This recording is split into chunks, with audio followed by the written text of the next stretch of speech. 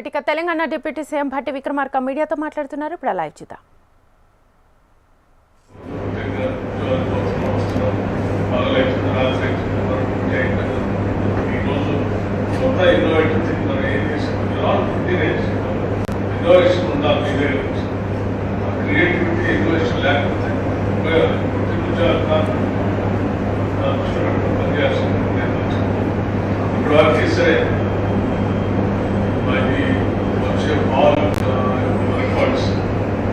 సిబ్బంది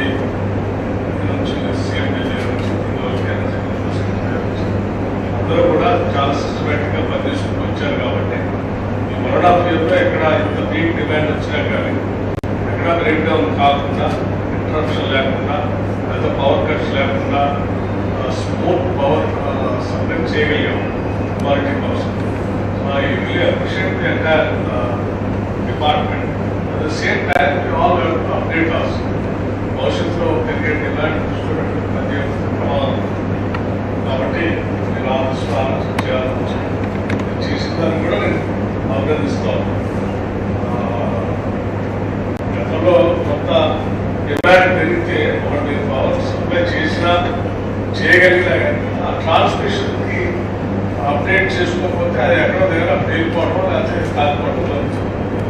ఆ ట్రాన్స్మిషన్లో కూడా జాగ్రత్త తీసుకున్నారు కాబట్టి మనం సప్లై పవర్ తీసుకురాగలిగాం, ట్రాన్స్మిట్ చేయగలిగాం. ఎక్కడ ఇంటరప్షన్స్ లేకుండా ఇవన్నీ ఎవ్రీడే చేసుకోవాల్సి ఉంటుంది.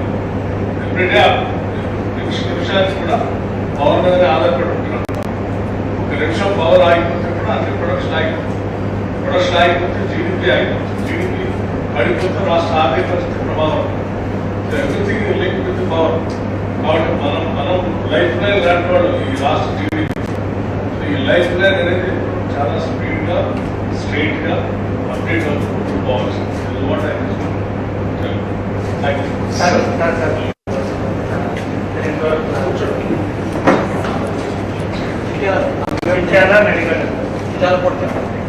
Whatever R&R is there, please meet with the district collector. Whatever it comes from the district collector, we are there to